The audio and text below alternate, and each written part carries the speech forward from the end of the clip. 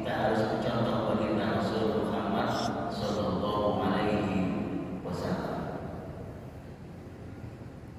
Bapak Ibu jemaah rahimahullah, banyak Al-Quran maupun hadis yang menceritakan begitu banyak akhlaknya Rasulullah Muhammad Sallallahu Alaihi Wasallam. Pada pagi ini dengan singkat saya menyampaikan satu hadis Rasulullah Sallallahu Alaihi Wasallam, pesan beliau untuk sahabat beliau yang bernama Uqbah bin Amir. Ya Uqbah bin Amir, kata beliau kepada sahabatnya, silman qata'aka wa ati man haramaka wa arid an man dolamaka. Ada 3 pesan singkat Rasulullah Sallallahu Alaihi Wasallam kepada kita melalui sahabat beliau yang sangat singkat tetapi luar biasa isinya. Apa itu Bapak Ibu pesan beliau? Yang pertama, kata Rasul, sil man qata'aka. Wahai Uqbah, sil sambunglah man qata'aka, orang-orang yang memutuskan tali silaturahim denganmu. Jadi akhlak Rasulullah SAW yang pertama itu adalah Rasul selalu menyambung tali silaturahim kepada orang-orang yang memutuskan tali silaturahim dengan kita. Kalau kita menyambung tali silaturahim kepada orang yang menyambung tali silaturahim, itu bagus, itu baik, tapi itu biasa saja, belum luar biasa. Yang lebih parah lagi, kita memutuskan tali silaturahim kepada orang yang menyambung silaturahim kepada kita. Orang menegur kita, maka kita menolak, kita memalingkan juga. Orang menyapa kita, kita tidak menyapa mereka. Ini yang paling parah akhlaknya. Tapi kalau orang menegur kita, assalamualaikum, kita jawab waalaikumsalam warahmatullahi wabarakatuh. Saudara kita memberi salam kepada kita, dikasih 1, kita kasih 3. Inilah ajaran Rasulullah Muhammad SAW. Selamat untuk engkau, assalamualaikum, semoga keselamatan untuk engkau. Kita balas waalaikumsalam warahmatullahi wabarakatuh. Semoga engkau juga selamat, Allah selamatkan, Allah beri rahmat, dan Allah beri berkah. Ada 3 doa balasan untuk saudara kita. Inilah akhlak Rasulullah SAW. Jangan sampai orang lain salah, kita tidak menjawabnya. Padahal menjawab salam hukumnya wajib, memberi salam hukumnya sunnah.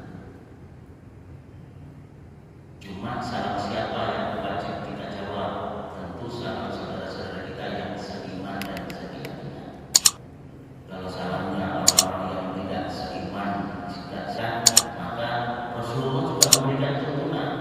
Kalau ada orang non-Islam memberi salam kepada kita, kalau kita bisa jawab, jawab dengan tuntunan Rasul. Kalau tidak bisa jawab, tidak usah dijawab. Tuntunannya Rasul, assalamualaikum, jawab waalaikumsalam. Itu saja. Itu tuntunan Rasul Muhammad SAW. Jamaah rahimahullah, kenapa kalau kita memberi salam atau kita menyambung tali silaturahmi kepada orang yang memutuskan tali silaturahmi itu mulia? Karena kita berbuat baik itu bukan untuk orang. Secara lahiriah, iya, kita menolong tetangga yang kelaparan, iya, itu baik dan itu bermanfaat pertolongan kita. Tetapi kebaikan kita sebenarnya secara hati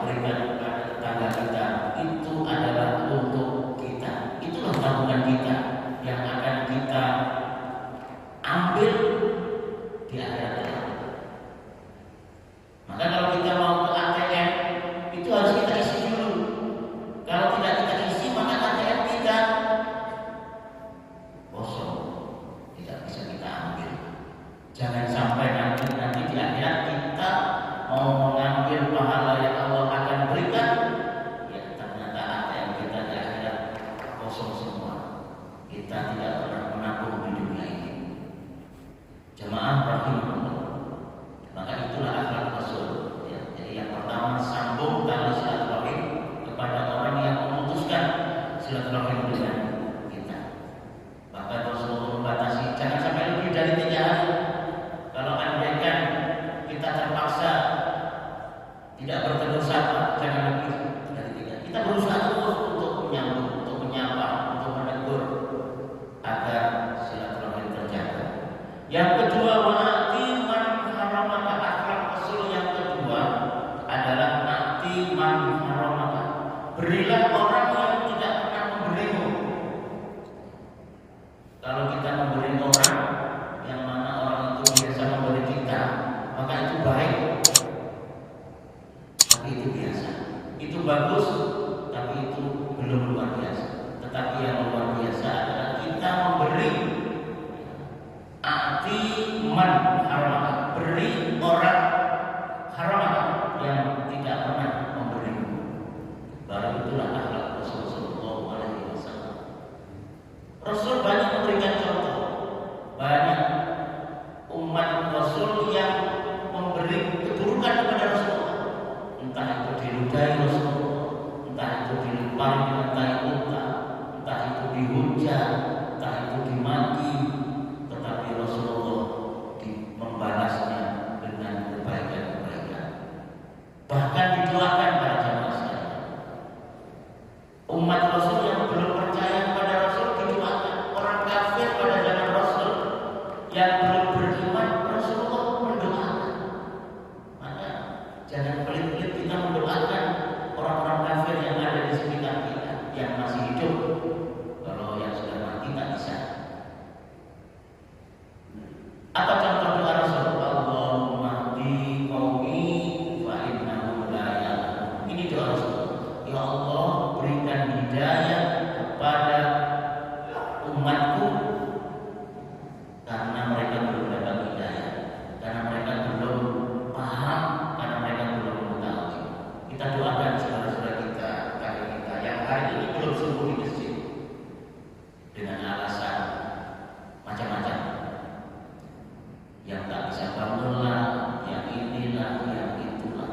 Padahal Allah sudah beri kemampuan, seharusnya mampu, tapi belum mampu.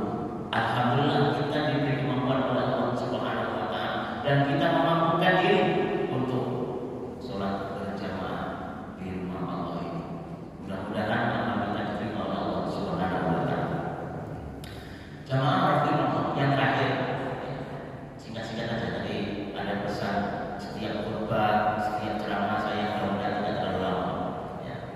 Semalam saya khutbah di salah satu masjid, Pak, saya pulang. Di masjid kampung saya sendiri masih khutbah, baru selesai, Pak, baru komat. Saya udah di rumah. Padahal saya yang khutbah, saya yang imam, saya yang wirid, saya yang pulang sampai di rumah. Di sini masih sholat. Di rumah masjid Al-Muhajirin masih khutbah. Saya udah pulang. Saya usahakan begitu. Ya, singkat untuk nasihat untuk diri saya sendiri dan untuk kita semua.